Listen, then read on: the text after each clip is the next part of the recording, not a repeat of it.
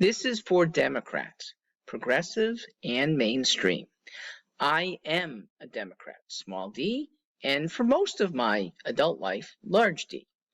And I need people to recognize how little the current progressive leaders do for the values that we have. The values that once would be a hallmark of Democrat are perverted by policies. And I'll give you the root of those policies. It's keeping certain people in power. Look what's happened. We Democrats normally rail against big business, but those in power of late have aided big business, aided big tech, and of late, in the COVID era, they've aided big pharma. Okay, all these booster shot regimes, the vaccination requirement in the first place, biggest winners there, Pfizer.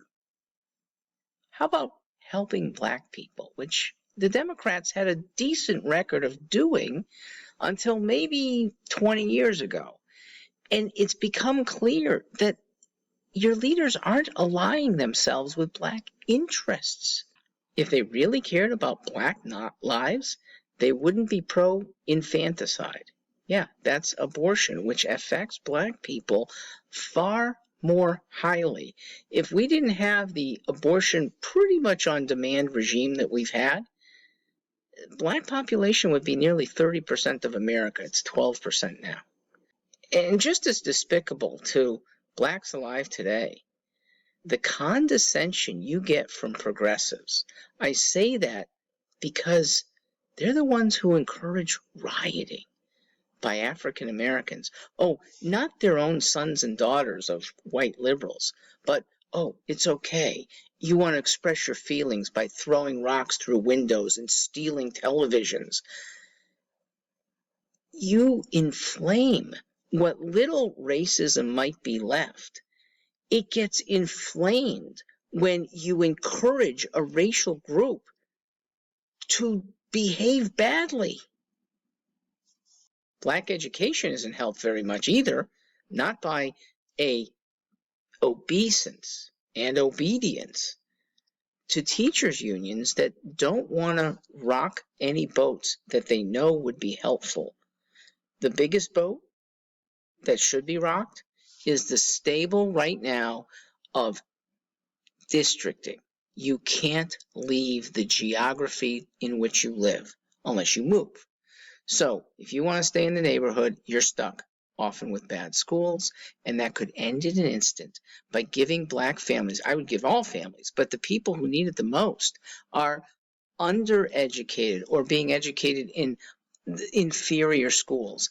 And if they had the ability to leave with a voucher that they bring to a better school, it'll instantly help their own educations and slowly will help the schools around them get better.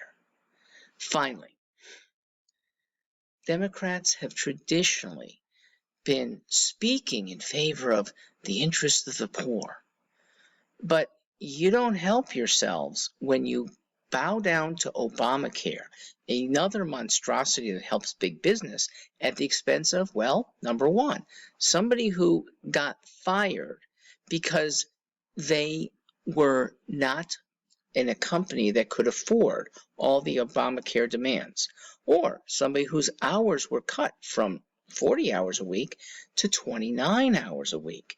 That was the threshold above which Obamacare was required by employers. So instead of one good job, a career job, you'd had to have two to make up. And those two jobs probably not putting you on a career path. Obamacare also, though it cuts some people's premiums, it is so much more outweighed by the huge deductibles that have ensued. You can't afford to go to a doctor now because you're stuck with $3,000, $4,000, $5,000 of payments before your deductible even kicks in. So how could leaders wearing the Democrat label be so wrong, so bad on so many different things? What ties them together is that every one of these policies keeps them in power, gets more voters who are needy, beholden to them for these policies, and keeps them from doing good. They stay in power. They aggrandize more power over us. Good Americans, and that used to be Democrats, would say, we don't want big power controlling us. We need to get back to that. I'm Mark Stewart.